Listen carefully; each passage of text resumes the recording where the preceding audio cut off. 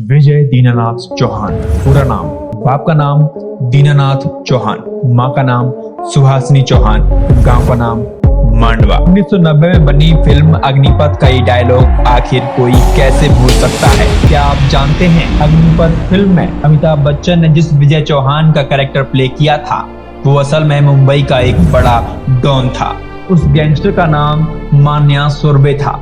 हालांकि ये उसका असली नाम नहीं था, असल में उसका नाम मनोहर अर्जुन सुरभे था, लेकिन उसकी गैंग के साथी उसे मान्या कहकर पुकारते थे। इसके रिकॉर्ड में भी मनोहर अर्जुन मान्या सुरभे के नाम से दर्ज हो गया। वो पहला पढ़ा लिखा डॉन था जो ग्रेजुएट था, लेकिन अपने चचेरे भाई के रुतबे और पावर को देखकर उसने अपराध की दुनिया में कदम रखने का फैसला किया। शुरुआत की बात करें तो मान्या का जन्म 1944 में महाराष्ट्र के रत्नागिरी में हुआ। कोकण के रंपर गांव में जन्मे मनोहर अर्जुन सुरभे को उसके पिता मुंबई लेकर आए और वहीं बस गए। वहीं मान्या पला पढ़ा और फिर एक दिन अपने सौतेले भाई के सहारे बदमाशी करने लगा। वैसे तो अंडरवर्ल्ड की दुनिया में अनेकों प्रकार के डॉन आए, लेकिन मान्या सुरभे अंडरवर्ल्ड की दुनिया का एक ऐसा अपराधी था जो किसी को भी मारने से पहले एक बार भी सोचता नहीं था। मान्या सुरभे एक ऐसा गैंगस्टर था जो काफी पढ़ा लिखा था। इसी कारण मान्या सुरभे को अंडरवर्ल्ड की दुनिया का पहला पढ़ा लिखा और ग्रेजुएट डॉन माना गया। पढ़ाई पूरी करने के बाद उसने अपनी गैंग में कुछ दोस्तों को शामिल कर लिया और मुंबई की गलियों में निकल पड़ा। उस भार्गव दादा को रोल मॉडल मानकर वो अपराध की दुनिया में आया था। उस भार्गव की उस समय दादर इलाके में खासी दहशत थी। लोग उसके नाम से थर थर कांपते थे। भार्गव के साथ मिलकर मान्या ने 1969 में सबसे पहले दांदेकर नाम के एक शख्स को मौत के घाट उतार दिया था। इस मामले में मान्या गिरफ्तार हो गया और उसे यरवड़ा की जेल में उम्र कैद की सजा भुगतने के लिए छोड़ दिया गया। बेशक मान्या सुरभे को उम्र कैद की सजा मिली थी, मगर वो वहां भी नहीं सुधरा। उसने जेल में ही रहकर अपनी धाक जमानी शुरू कर दी। उसका यरवड़ा जेल में ऐसा आतंक मच गया कि वो प्रतिद्वंदी डॉन सुहास भटकर के छोकरों को वहां पीटने लगा, मारने लगा। परेशान जेल प्रशासन ने उसे फौरन वहां से हटाने का फैसला कर लिया और फिर रत्नागिरी जेल में ट्रांसफर कर दिया। नाराज मान्या सुरभे ने इसके बाद रत्नागिरी जेल में भूख हड़ताल कर दी।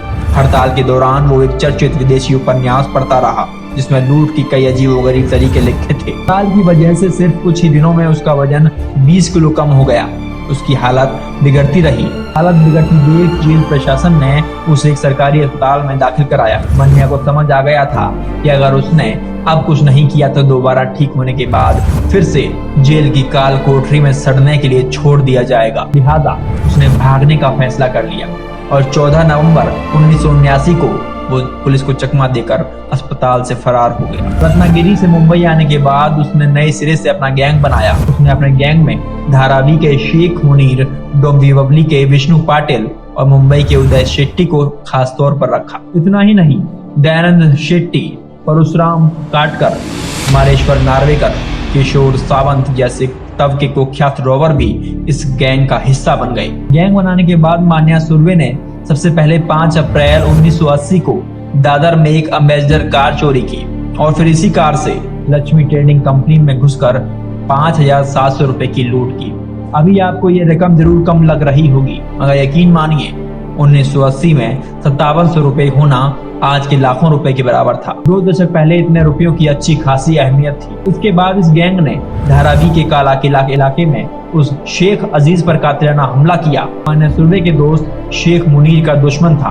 बाद में उसने विदेशी उपन्यास में लिखी मोड्स ऑपरेंडी को आजमाकर बरखा बिजली इलाके से एक कार चोरी की और फिर गोवंडी में 1,26,000 व सायन में कैनरा बैंक में करीब 1.5 लाख रुपए की दिन दहाड़े लूट कर ली। स्वाभाविक था जब उसकी दहशत बढ़ी तो मुंबई में कानून व्यवस्था पर भी सवाल उठने लगे और उसकी कार्यशैली पर भी उंगलियां उठाई गई। जिस भार्गव दादा के सपोर्ट से मान्या गैंगस्टर बना, उसकी आगरा बाजार इलाके में खासी दहशत थी, मगर मान्या को तो सिर्फ किसी इलाके तक सीमित नहीं रहना था, बल्कि उसे अख्खा मुंबई पर राज करना था। उसकी भाषा में बोले तो डॉन बनना था। मान्या सुरभे पूरे अंडरवर्ल्ड पर राज करना चाहता था। उसने अपने इस सपने को पूरा भी किया। उसने संपूर्ण मुंबई पर अपना एक दबदबा बना लिया।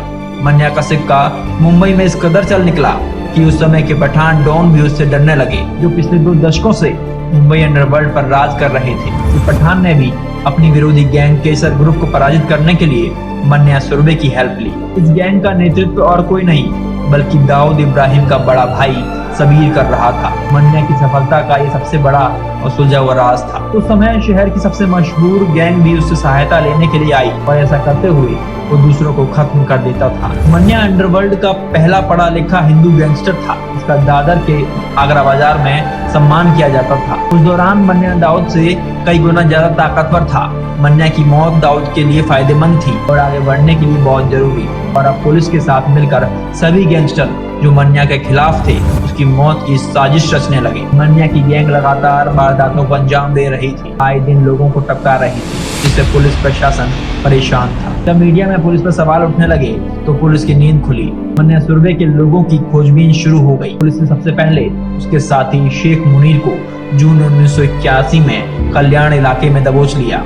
दूसरे साथियों दयानंद शेट्टी और काटकर को भी गोरेगांव से गिरफ्तार कर लिया गया। मन्या सुरवे इसके बाद डर गया। जब उसे कुछ समझ नहीं आया तो भागकर भिवंडी में अपने किसी साथी के यहाँ छुप गया। जब पुलिस वहां पहुंची तो वो चंद मिनट पहले ही भाग लिया। जब पुलिस ने अपनी खोज जारी रखते हुए मन्या सुरवे के प्लॉट की तलाशी ली तो उन्हें वहां पर देश में बनने वाले अवैध हथियार मिले। काफी दिन बीत जाने के बाद पुलिस को खबर मिली थी मन्या अपनी गर्लफ्रेंड से मिलने जा रहा है। पुलिस ने पहले ही अपने लोगों को पूरे इलाके में फैला दिया। जैसे ही मन्या 11 जनवरी 1982 को बडाला में अम्बेडकर कॉलेज के पास एक ब्यूटी पार्लर में अपनी गर्लफ्रेंड को लेने आया। पुलिस को अपनी तरफ आता देख उसने अपनी बंदूक निकाली। जब तक कि वो ट्रिगर दबा पाता पुलिस के 2 जाबाज सिपाही राजा तांबत और इसाक बागवान ने मन्या सुरवे के छाती और कंधे पर 5 गोलियां चला दी। वहां पर मुंबई पुलिस की टीम ने एनकाउंटर में मन्या सुरवे को ढेर कर दिया। कहा जाता है कि पुलिस को आदेश मिले थे कि मन्या को देखते ही गोली मार दी जाए। यही वजह है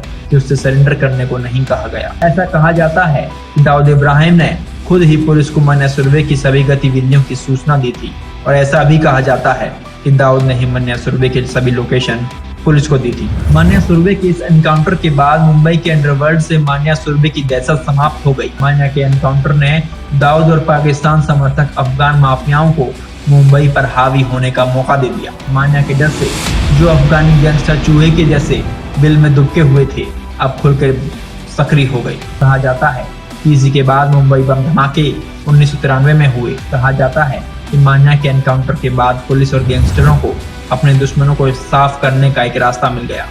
ये मुंबई का पहला एनकाउंटर था।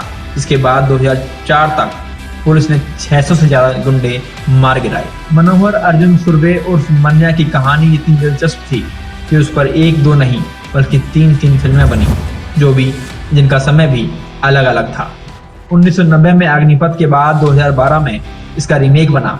इतना ही नहीं, संजय गुप्ता द्वारा निर्मित और निर्देशित 2013 की Bollywood crime thriller shootout at Wadala Manya Surve के जीवन पर आधारित है, जिसमें जॉन अब्राहम मन्या सुरवे की भूमिका में थे। तो दोस्तों, ये थी मन्या सुरवे की कहानी।